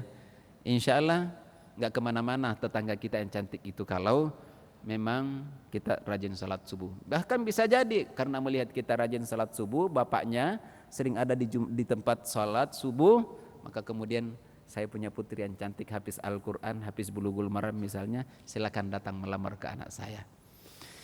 Misalnya seperti itu. Itu diantara persembahan-persembahan dari Allah Subhanahu wa taala yang tidak mungkin ditolak. Ini Allah yang kasih, khairum minad dunya wa ma fiha, lebih baik daripada dunia beserta isinya. Maka saya selalu mengatakan kepada ibu-ibu ketika mereka bertanya, "Pak, ini ada 3 orang melamar anak saya." Berlaku benar anaknya begitu ya. 3 orang melamar anak saya, Pak, yang satu begini, dia tingkat mahasiswa, yang satu dokter, yang satu dia insinyur. Saya selalu bilang begini, lihat salat subuhnya deh, Pak. Lihat salat subuhnya. Bagaimana mungkin dia bisa mengurus rumah tangga kalau nggak bisa ngurus salat subuhnya? Kenapa? Kembali kepada pembahasan kita tadi, bahwa orang yang menjaga salat subuhnya mampu bangun di akhir malam lalu kemudian dia berdiri di hadapan Allah Subhanahu wa taala dengan melalui salat yang dia lakukan, asbaha thayyiban nafsi, dia akan memasuki waktu pagi dengan jiwa yang cerah, dengan jiwa yang riang, ya, nasyitan, giat, bekerja keras, tidak malas. Tapi kalau salat subuhnya jam 8, jam 9, apa yang bisa dibikin? Sulit. Makanya nanti kalau saudara-saudaraku nanti kalau jadi menantu siapapun gitu ya, mertua itu paling jengkel kalau ada menantunya lewat jam 5 baru bangun. Ini rahasianya. Rahasia yang dikasih tahu. Mertua itu paling jengkel kalau ada menantu yang bangun setelah jam 5. Makanya mereka akan mencari menantu-menantu yang bangun di akhir malam. Dan itu adalah merupakan salah satu keberkahan dari Allah Subhanahu wa taala. Silakan Bapak Ibu yang dimuliakan oleh Allah Subhanahu wa taala, kita masih ada waktu. Ini kiat-kiat untuk menjaga salat subuh. 1, ikhlas. Ya. Yang kedua, harus ada tekad yang kuat. Yang ketiga, berdoa kepada Allah agar dibangunkan saat fajar. Yang keempat, berteman dengan orang-orang soleh yang mau membangunkan. Saya masih teringat beberapa tahun yang lalu itu ada di salah satu program ada namanya tahajud call. Gitu ya. Jadi setiap jam 3 itu kita saling menelpon antara satu dengan yang lain, saling SMS antara satu dengan yang lain untuk saling membangunkan untuk melaksanakan sholat tahajud atau tahajud call. Kemudian yang kelima, mengatur pola makan. Ini bahaya. Ini yang paling bahaya. Yang membuat seseorang malas untuk salat tahajud, makan. Yang membuat seseorang rajin berbuat dosa, makan. Yang membuat seseorang sulit untuk bangun di akhir malam salat subuh, makan. Yang membuat seseorang itu uring-uringan pada pagi hari karena makan. Dan yang membuat orang itu gendut karena bisa salah makan. Ini pola makan. Pola makan. Makanya Rasul sallallahu alaihi wasallam itu betul-betul makanannya dijaga, tidak sembarang makan. Beda dengan umatnya hari ini. Sebelum pulang kantor sudah masuk bakso. Dalam perjalanan pulang ternyata di kereta ada yang jualan ini itu, diembat juga. Sampai di rumah makan 1 piring, alhamdulillah selesai dengan jengkolnya.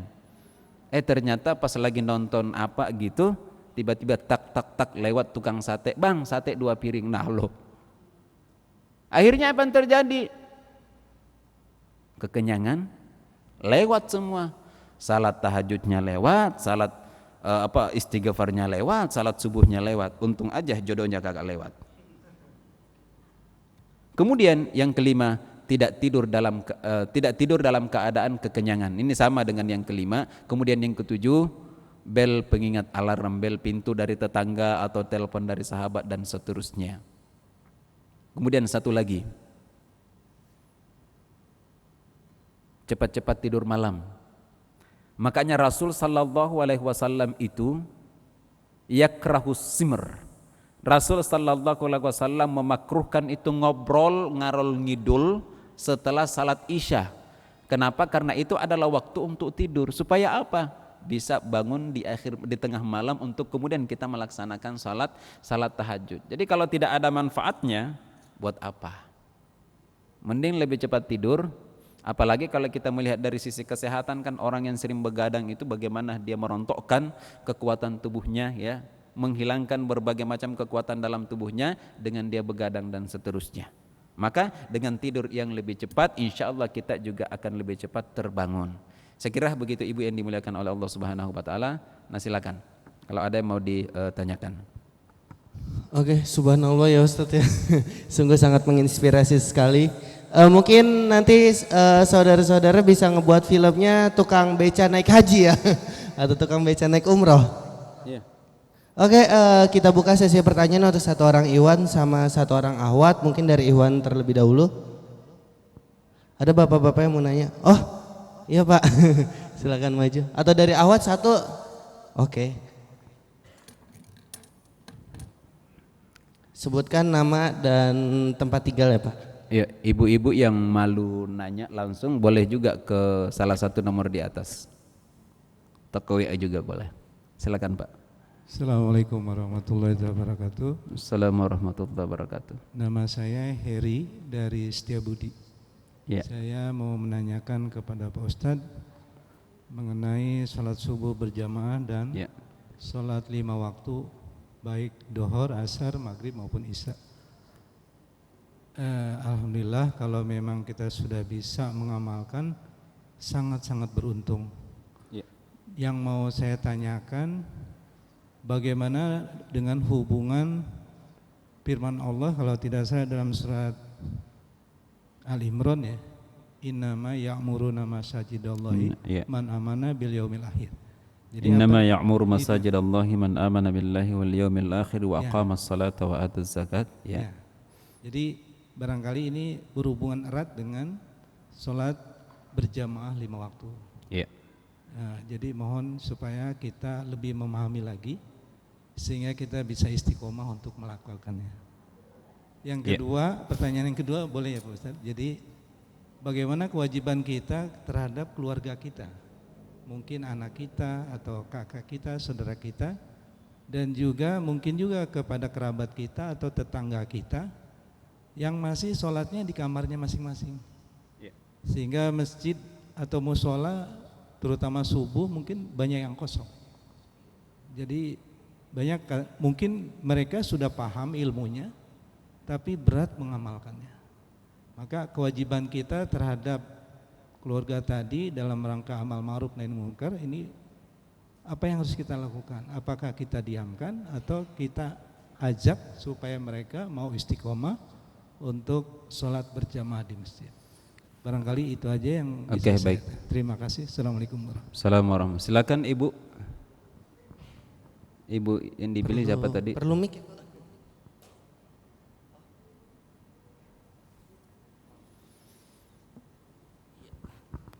Assalamualaikum warahmatullahi wabarakatuh. Waalaikumsalam warahmatullahi wabarakatuh.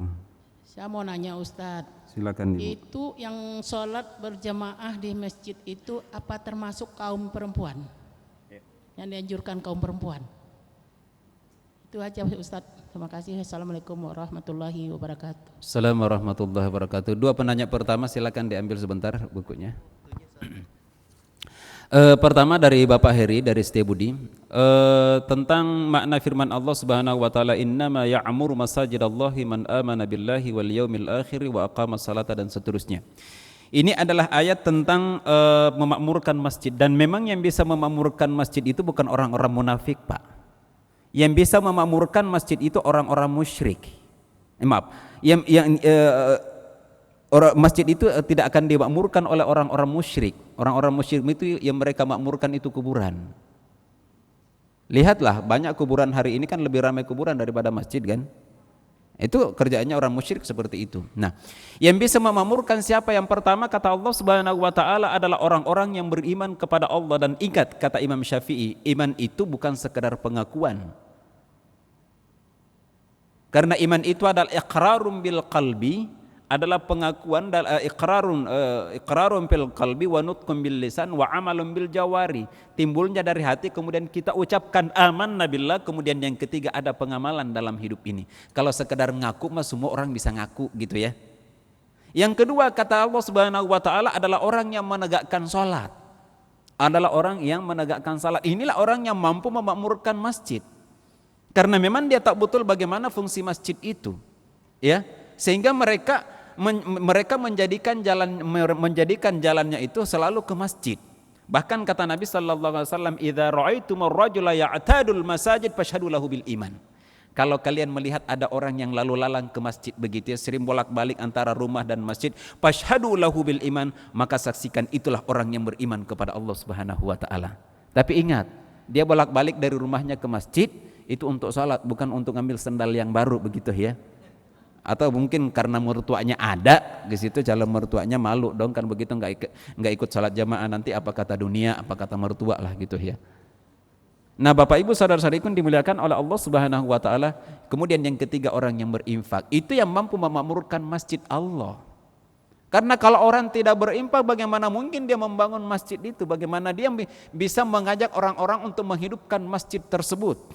Kalau semuanya orang malas berinfak, bagaimana mungkin kita bisa mengadakan pengajian taklim di masjid tersebut?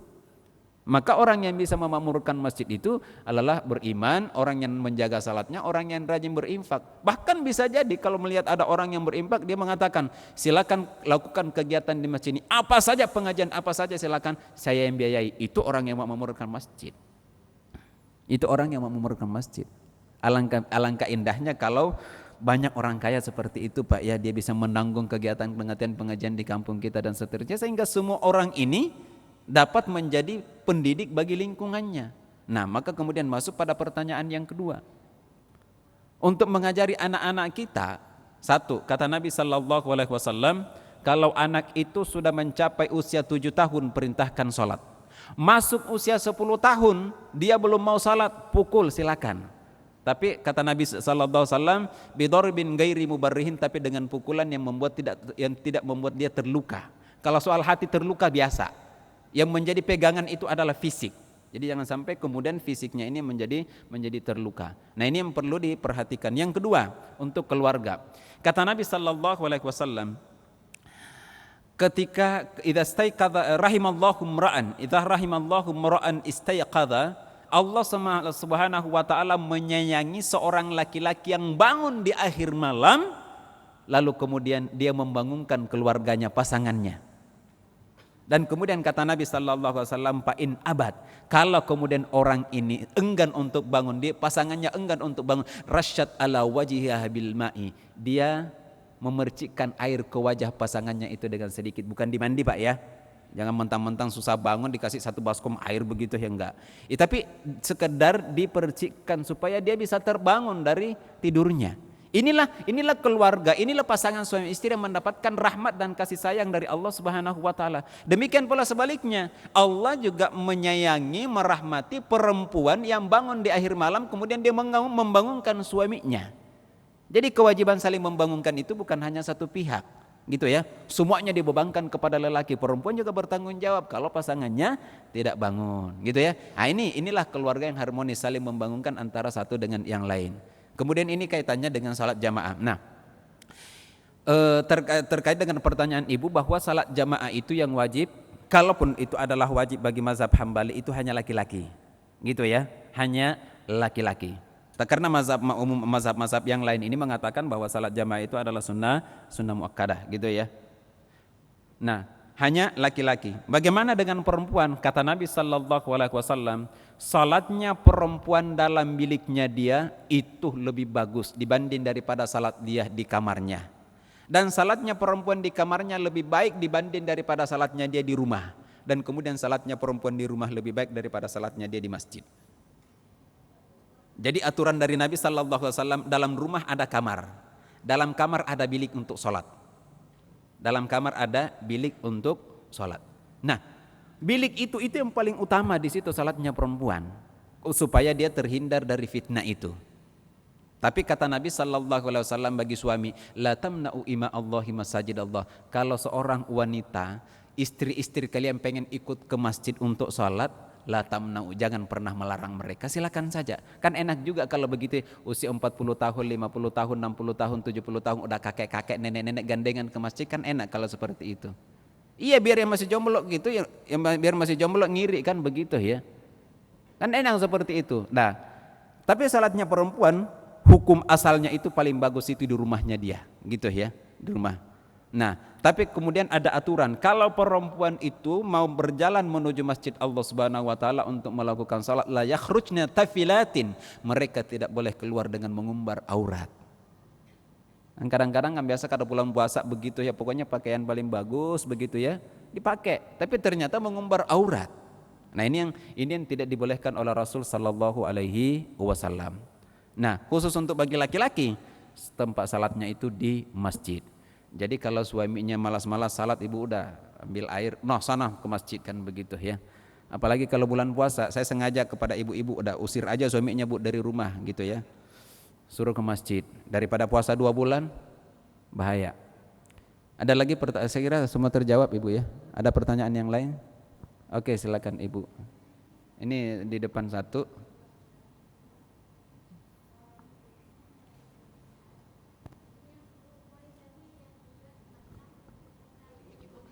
Oh, yang ke-6 belum kecatat.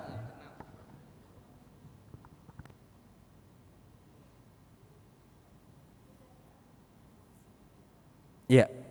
Apalagi mau siapa mau Tadi nanya? ada lagi yang mau ditanyakan? Oke.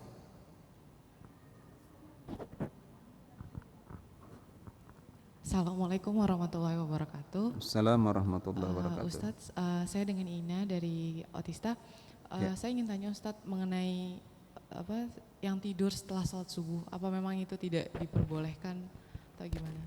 Terima kasih. Assalamualaikum warahmatullahi wabarakatuh. Assalamualaikum warahmatullahi wabarakatuh. Tidur setelah salat subuh.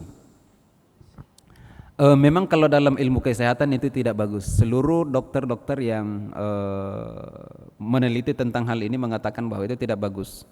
Memang tidak ada larangan langsung dari Nabi Sallallahu Alaihi Wasallam untuk tidur setelah salat subuh. Tidak ada larangan langsung.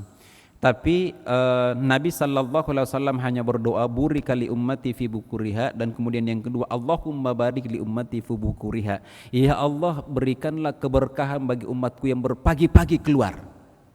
Tetapi kemudian ada penjelasan dari Ibnu Qayyim al-Jauziyah mengatakan begini, satu, tidur setelah salat subuh banyak penyakit. Beliau ini memang Ibnu Qayyim al-Jauziyah terkenal sebagai salah satu rujukan dalam dunia medis. Kemudian yang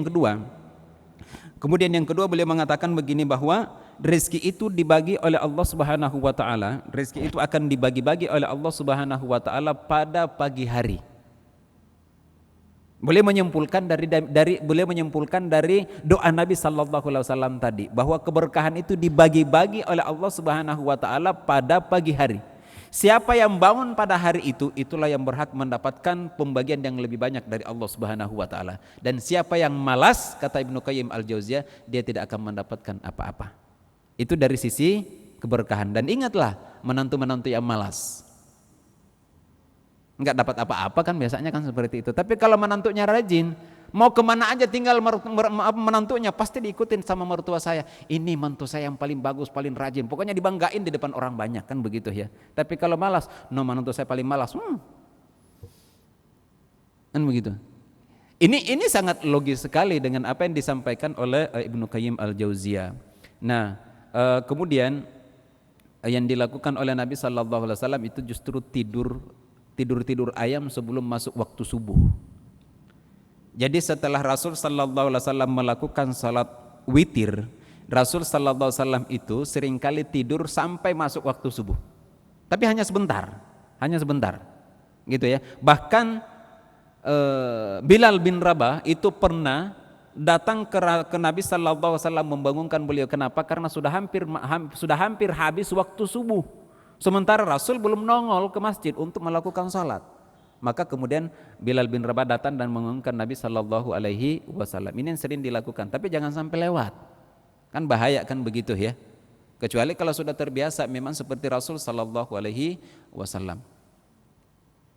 Soal penyakit itu memang banyak penyakitnya dan itu sudah dibuktikan oleh banyak penelitian dari para dokter.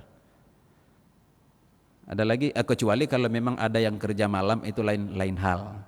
Misalnya yang sip malam kerjanya, yang kerja di rumah sakit, apa yang kerja di apalagi namanya, yang kerja di pabrik dan seterusnya, satpam, ya sama saya juga sekarang kerja malam gitu ya.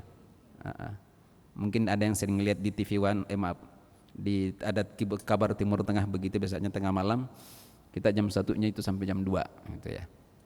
Ada lagi yang lain?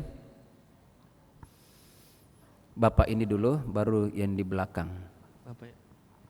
Silakan maju Pak, nggak apa-apa berdua.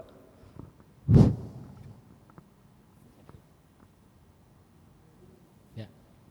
Assalamualaikum warahmatullahi wabarakatuh. Assalamualaikum warahmatullahi wabarakatuh.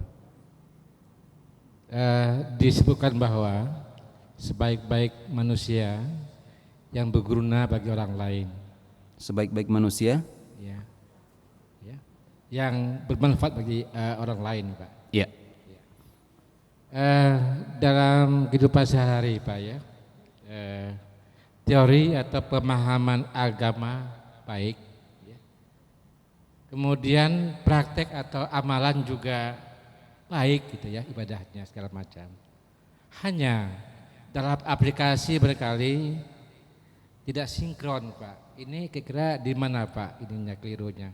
Itu yang pertama. Yang kedua, tadi juga disebut kiat menjaga sholat subuh. Nomor 4 yaitu berteman dengan orang salih yang mau membangunkan. Pengalaman saya, Pak, saya berteman dengan hewan. Saya punya peliharaan kucing. Justru dia yang sering Membangunkan.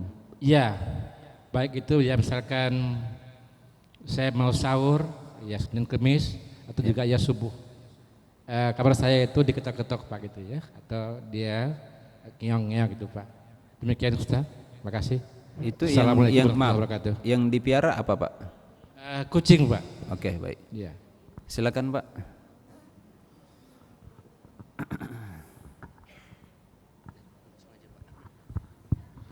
Terima kasih Pak Ustadz. Ya. Mas saya Rahmat dari Cilincing.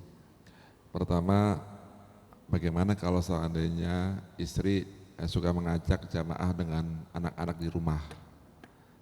Jadi sering mengajak, apakah kita menolak atau membolehkan meskipun dari 5 hanya 1, misalkan maghrib atau Ya. isya. Kedua, berjamaah dimasukkan untuk sosialisasi dengan antar sesama saudara. Tetapi saya merasakan kok hampa ya dengan jamaah, jadi tidak kenal atau tidak ada forum untuk saling silaturahmi. Jadi habis jamaah, apalagi ada yang mengatakan salaman kurang bagus, tidak ada sunahnya, kemudian tidak ada apalagi interaksi, sehingga setelah jamaah pulang tidak ada rasa kesatuan. Demikian Pak Ustadz, terima kasih. Oke, baik, silakan yang saya jawab dulu. Kadang-kadang ada orang tidak sinkron, ilmunya bagus, teorinya bagus, akhlaknya bagus begitu, tapi pelaksanaannya yang minus kan begitu ya. Salahnya di mana? Jadi begini, yang sangat mempengaruhi tabiat seseorang termasuk dalam pelaksanaan setiap amal yang kita lakukan itu adalah satu, niat. Bisa jadi dia bolak-balik masjid, dia ada niat yang lain. Maka patut dicurigai bahwa niatnya ada sesuatu niat yang kurang bagus gitu ya. Nah, niatnya memang tidak lurus untuk Allah Subhanahu wa taala, tapi ada sesuatu yang lain yang dia kejar. Nah, ini yang disebutkan oleh Ibnu Qayyim Al-Jauziyah sebagai orang yang adabnya kurang. Adabnya kurang. Kenapa? Orang yang beradab kepada Allah Subhanahu wa taala dia tidak akan melihat selain daripada Allah. Sehingga motivasi-motivasi yang terdapat dalam dirinya dalam melakukan amal murni ikhlas untuk Allah Subhanahu wa taala. Tapi ketika itu sudah melenceng dari Allah, tujuan dia bukan lagi untuk Allah tapi ada sesuatu yang lain, itu yang kadang di situ kemudian selalu timbul ketidaksinkronan antara teori dan praktek. Itu biasanya seperti itu, Pak. Kemudian yang kedua, yang sangat mempengaruhi amal seseorang itu adalah karena teman-teman ini. Itu sangat berpengaruh, teman dan lingkungan itu. Bisa jadi dalam soal agama dia bagus, dalam soal keilmuan dia bagus, soal dirinya pribadi dia juga bagus. Tetapi ternyata dia tidak bisa mewarnai, gitu ya. Dia tidak bisa mewarnai orang lain. Nah, disinilah pentingnya kita berteman dengan orang soleh yang mau membangunkan. Saya selalu bilang begini, orang soleh itu biasa. Tapi orang yang soleh yang mau mensalehkan orang lain itu luar biasa. Nabi itu soleh. Seluruh nabi itu soleh dan mereka semua juga adalah muslih. Jadi ada dua istilah. Satu istilah soleh, orang soleh. Kemudian yang kedua adalah muslih. Bapak semua ibu-ibu jadi soleh, soleha, insya Allah semua orang suka. Tapi ketika ibu bapak sudah naik peringkat pengen menjadi orangnya muslih, biasanya dibenci itu. Biasanya dibenci. Bahkan tetangga kita, keluarga kita, bahkan mereka akan benci dengan kita. Lihatlah ketika Nabi SAW di usia 25 tahun, 35 tahun sampai masuk 40 tahun, Nabi SAW termasuk orang yang sangat dikagumi oleh seluruh orang Quraisy pada saat itu. Dan beliau SAW sangat-sangat dihormati pada saat itu. Kenapa? Rasul SAW adalah pribadi yang soleh. Tapi ketika Nabi SAW diangkat sebagai Nabi, sebagai Rasul, dan pada saat itu juga dia menjadi muslih, pengen memperbaiki orang lain, pengen memperbaiki keadaan, pengen memperbaiki lingkungan, maka kemudian barulah caci maki itu datang. Barulah caci maki datang. Orang beriman yang sesungguhnya itu bukan hanya menjadi soleh, tapi dia juga sekaligus menjadi muslih. Begitu Pak ya. Nah itu di situ pentingnya. Maka dalam segala sesuatu yang penting adalah luruskan niat. Karena niat itulah yang akan membimbing seseorang untuk menuju ke Allah Subhanahu wa taala. Kemudian yang kedua, bisa jadi dalam perjalanan itu niat kita menjadi bergeser karena ada sesuatu tendensi yang lain, ada motivasi-motivasi yang lain. Tadinya kita berdakwah betul-betul karena Allah Subhanahu wa taala, tapi karena melihat di jalan dakwah itu banyak amplopnya dan seterusnya, kemudian tiba-tiba bergeser, awas. Bahaya di depan akan menunggu kita. Sehingga teori dan kemudian pelaksanaan sehari-hari itu tidak sinkron. Di situ bahayanya. Itu baik, di situ bahayanya. Nah, disinilah pentingnya kita saling menasihati antara satu dengan yang lain. Nah, berkumpul dengan orang-orang yang soleh dan muslih. Terkait dengan pertanyaan Bapak tadi soal soal salat jamaah ya.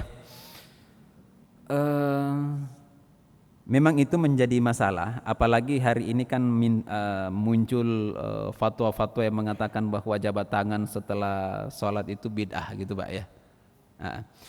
Bahwa sholat berjamaah itu adalah sarana interaksi sosial untuk ketemu dengan saudara-saudara kita, untuk ketemu dengan kerabat kita yang mungkin bersekian hari sekian jam kita tidak bertemu dengan mereka, atau mungkin bisa jadi ada tamu yang baru di komplek kita misalnya, atau di majelis kita dan seterusnya. Maka disitulah pentingnya salat jamaah untuk interaksi. Nah, salah satu interaksi yang senantiasa ditekankan oleh Nabi SAW itu adalah dengan kita membaca salam. Satu, ini salam, dan ini yang kehilangan pada hari ini. Seringkali orang itu cuma salam pada saat mau masuk ke dalam rumah, tapi ketika berteman dengan temannya cuma sekedar nyapa tok, selamat pagi, begitu ya, saling dengan kata-kata yang sebenarnya itu yang tidak diajarkan oleh Nabi SAW. Apalagi sekarang kan salam juga sudah mulai disingkatkan begitu ya. Lihatlah anak-anak kita sekarang, atau mungkin saudara-saudara kita, atau bahkan mungkin kita sendiri, pada saat mau masuk rumah menyampaikan salam, bukan lagi assalamualaikum. Sudah modern Pak. Waalaikum. Berarti itu ya. Akhirnya apa? Padahal apa yang dijanjikan oleh Nabi SAW itu adalah absyus salama bainakum. Ala adullukum ala syai'in idza fa'altumuhu tahabbtum. Maukah kalian aku tunjukkan suatu amalan, kalau kalian melakukan itu kalian akan saling menyayangi, saling mencintai antara satu dengan yang lain. Apa itu? Kata Nabi SAW, absyus salama bainakum. Maka di Malaysia sekarang itu alhamdulillah ada gerakan-gerakan anak muda. Gitu ya, termasuk di Saudi sekarang itu ada gerakan-gerakan anak muda. Masuk ke pasar, assalamualaikum. Siapapun ketemu di jalan, mau di bis, mau di mana, salam. Mau naik bis, mau naik kereta, semua salam. Dan itu yang akan membuat orang menjadi akrab antara satu dengan yang lain. Satu. Yang kedua, di komplek itu sebaiknya memang bukan hanya salat jamaah yang kita lakukan. Ya, bisa jadi mungkin dalam seminggu kita nguduk bareng kan begitu Pak ya. Habis pengajian subuh ya, di hari Ahad atau mungkin di hari Sabtu ada satu orang ya kita nguduk lah begitu, makan nasi uduk bareng-bareng kan begitu sambil ngobrol dan seterusnya, itu akan lebih bagus. Dan pada saat kita bertemu, kata Nabi sallallahu alaihi wasallam, kalau mau diampuni dosanya kita jabat tangan. Apabila idzal taqal musliman, ketika ada dua orang muslim yang saling bertemu antara satu dengan yang lain, fayatasafahan, kemudian keduanya saling berjabat tangan, tasaqatat, maka berguguranlah dosa-dosa yang terjadi di antara keduanya itu. Ini adalah merupakan jaminan dari Nabi sallallahu alaihi wasallam. Mungkin hadis ini dipegang oleh ulama-ulama kita dulu sehingga mereka salaman itu setelah salat. Kenapa? Karena baru ketemu, kan begitu ya. Baru ketemu. Dan itu tidak ada masalah kalau tidak dikaitkan dengan salat. Kecuali kalau ini dikaitkan dengan salat, di sini bahayanya. Oh, jabat tangan setelah salat itu pokoknya harus. Nah, ini bahaya. Karena tidak ada dalil. Bahaya. Tapi kalau sekedar salaman biasa, kita ketemu biasa lalu kemudian salaman biasa, itu enggak ada masalah. Bahkan itu yang menjadi sunnah Rasul sallallahu alaihi wasallam. Sehingga dengan demikian interaksi setelah salat jamaah itu semakin bagus gitu ya. Jadi ini harus diperbanyak kegiatan sebenarnya. Sehingga salat jamaah ini betul-betul menjadi dorongan bagi kita untuk saling kenal, saling melindungi, saling berbagi ilmu antara satu dengan yang lain. Saya kira begitu Pak ya. Oke baik, silakan satu lagi perempuan di belakang tadi mana? Mungkin masih ada satu pertanyaan. Oh, tadi dari belakang ibu yang oke baik silakan. Yang pakai hitam oke. Silakan enggak apa-apa. Assalamualaikum warahmatullahi wabarakatuh. Assalamualaikum. Yang saya mau nanyakan Pak, masalah sholat fajar. Masalah yang sering saya lihat di masjid, kadang setelah masuk waktu tahrim, dia tuh sholat Pak. Terus saya tanya, katanya sholat fajar. Dan setelah nanti setelah ajan baru sholat qabliyah. Jadi apakah itu qabliyah sholat setelah ajan sama yang tadi fajar waktu tahrim, apa itu sama Pak? Apa beda? Itu yang saya tanyakan. Oke, ya, terima kasih Pak. Silakan Ibu.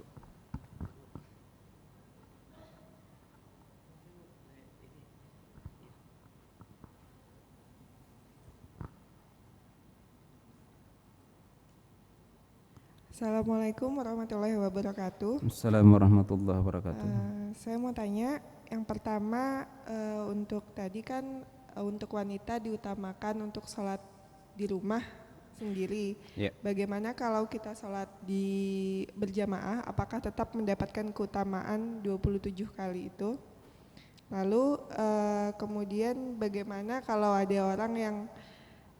kalau kita sholat tahajudnya misalnya udah agak telat, jadi udah agak mepet ke waktu subuh, kemudian ketika sholat witir itu adzan subuh. Terima kasih. Ya, sebelum lanjut saya mau ada pertanyaan saya terlupakan dari Bapak.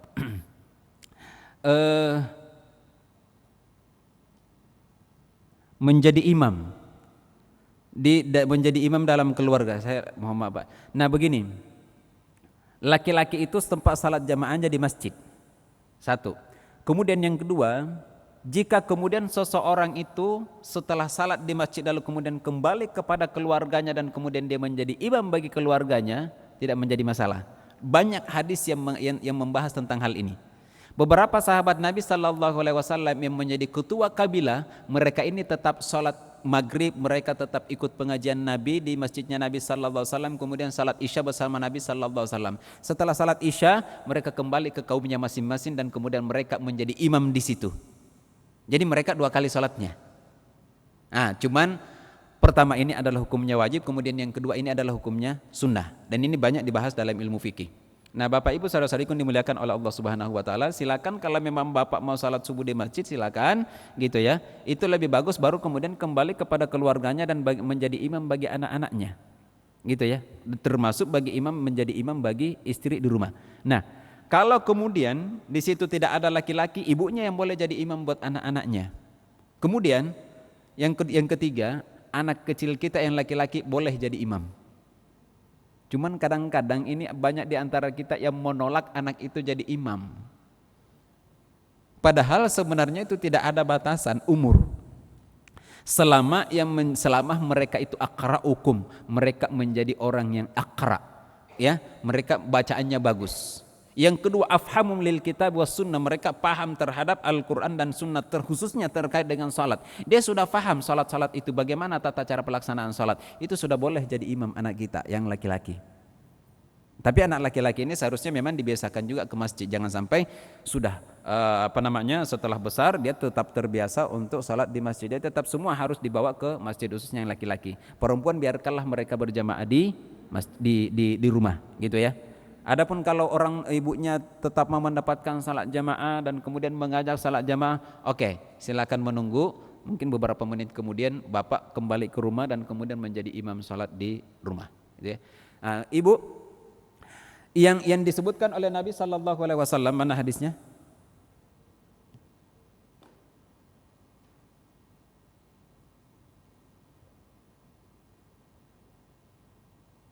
Lebih baik daripada dunia beserta isinya. Raka'atul fajr khairum minad dunya wa ma fiha. 2 rakaat salat sunnah fajar, ya, salat sunnah fajar itu lebih baik daripada dunia beserta isinya. Memang ini timbul ada dua penjelasan. Ada 2 penjelasan. Yang pertama bahwa salat sunnah yang dimaksud di sini adalah salat sunnah 2 rakaat yang dilakukan sebelum masuk waktu subuh, betul? Itu, mohon maaf, ini banyak di Ustadz TV dijelaskan. Satu. Yang kedua, tapi kalau kita kembali kepada syarah hadis-hadis ini, silakan dilihat di dalam syarah Sahih Muslim yang dikarang oleh An-Nawawi. Itu ya. Di situ disebutkan bahwa salat sunnah fajar di sini yang dimaksud itu adalah salat qabliyah subuh. Jadi sudah masuk waktu subuh setelah azan gitu ya. Setelah azan baru ngambil 2 rakaat ini. Inilah yang disebutkan dan tidak pernah ditinggalkan oleh Nabi sallallahu alaihi wasallam, safaran au iqamatan. Baik ketika Nabi sallallahu alaihi wasallam dalam sedang perjalanan jauh atau sedang mukim. Salat ini tidak pernah ditinggalkan oleh Nabi sallallahu alaihi wasallam, dan ulama-ulama itu khususnya Imam Syafi'i termasuk dari kalangan Syafi'i menamakan bahwa ini salat qabliyah subuh. Salat qabliyah subuh. Bukan yang 2 rakaat yang sebelum masuk waktu subuh itu. Bukan. Itu yang disebut dengan salat sunnah ini. Kalau hadisnya ini, hadis ini gitu ya, hadis ini. Jadi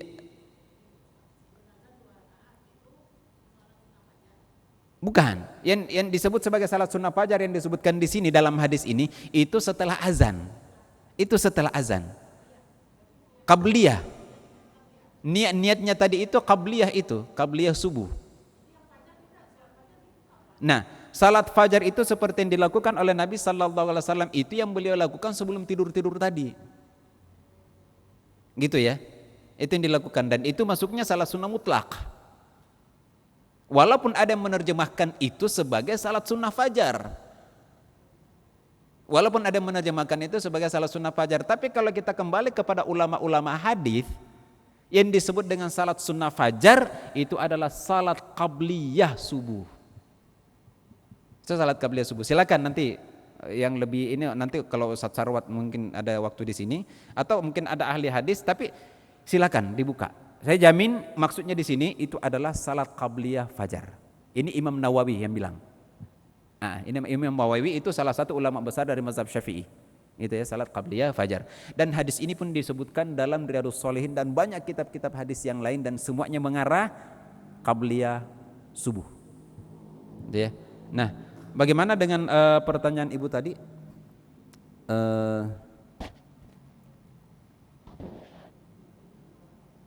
Salat apa tadi Ibu? Oke. Ingat, iya.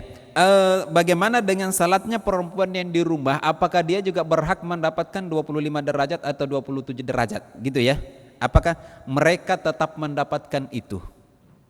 Mereka tetap mendapatkan itu. Ini berdasarkan kesimpulan dari para ulama yang mengatakan bahwa seluruh yang didapatkan oleh laki-laki pada saat mereka berjalan menuju masjid itu pun berhak didapatkan oleh perempuan yang ada di rumah. Cukuplah Rasul sallallahu alaihi wasallam mengatakan lebih baik baginya di sini tidak terhingga apakah itu 27 derajat, bisa saja lebih daripada itu. Ketika orang itu berjalan menuju masjid Allah Subhanahu wa taala, maka dia akan mendapatkan 3 bonus utama. 1, derajatnya diangkat oleh Allah. Yang kedua, pahalanya diberikan secara sempurna. Yang ketiga, Allah Subhanahu wa taala akan menggugurkan dosa-dosa dia. sejauh perjalanan yang dia lakukan menuju masjid Allah. Ini pun akan diterima oleh perempuan itu kalau dia punya niat menuju masjid Allah Subhanahu wa taala. Tapi karena mengingat bahwa salatnya perempuan lebih baik di rumah, dia tetap di rumah salatnya. Ini pun mereka akan dapatkan itu. Ini banyak penjelasan dari ulama-ulama kita. Mungkin misalnya penjelasannya Imam An-Nawawi, atau penjelasannya kalau ulama-ulama modern itu Syekh bin Baz atau Syekh Utsaimin dan seterusnya. Ulama-ulama dulu ada dari Hanafiyah, ada Ibnu Qayyim Al-Jauziyah, ada Ibnu Taimiyah.